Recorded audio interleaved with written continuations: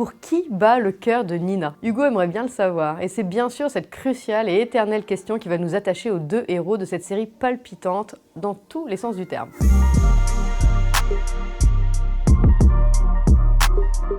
Pourquoi elle a un trémouve sur le dos, elle? Ça, c'est parce qu'elle doit partir à l'abattoir. La 183, elle a un problème de mamelle. Elle est défectueuse. Elle part vendredi matin. Voilà. Vu qu'elle peut plus nourrir ses bébés ou en avoir d'autres, elle part pour l'alimentation.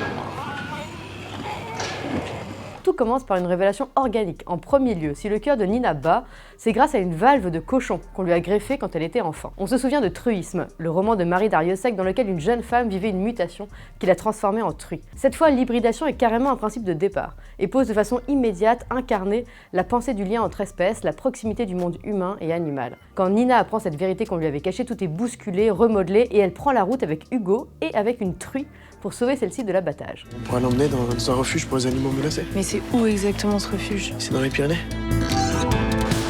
Elle a un nom. Fleur. T'as pas idée de ce qu'elle a embarqué avec elle, ta fille? Les faux certificats devaient tout, les échéanciers. Tu laisses madame se balader avec.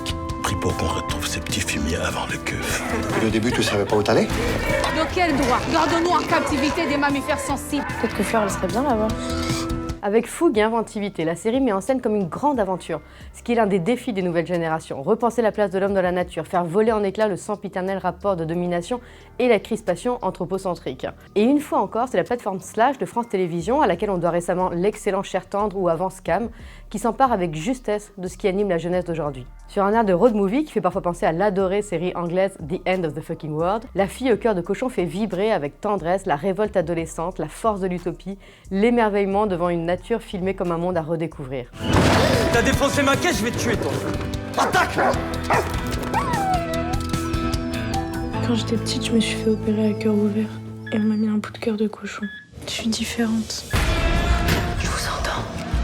Nina et Hugo sont deux néo-Roméo et Juliette, incarnés avec grâce par Héloïse Voll et Victor Bonnel, qu'on vient de voir dans Le Monde de Demain, la série d'Arte sur les débuts de NTM. Nina est la fille du patron de l'hypermarché du coin, et le père d'Hugo, lui, possède un élevage industriel de porcs, et se fait acheter sa viande à prix bas par le père de Nina. On regrette seulement que les scénarios greffent à leur histoire une course-poursuite avec des méchants un peu cartoonesques qui empiètent sur le cœur du sujet. Pour ses débuts dans le monde des séries, David André a travaillé à l'écriture avec Alice Vial, dont on suit le parcours avec admiration depuis son ultra-sensible court-métrage Les Bigorneaux, en passant par Loulou, très attachante web-série, et jusqu'à 7e ciel, prochainement attendu sur OCS, qui met en scène à nouveau une histoire d'amour, mais cette fois dans une maison de retraite. Ce n'est pas un jeu, Nina. C'est une guerre qu'on mène.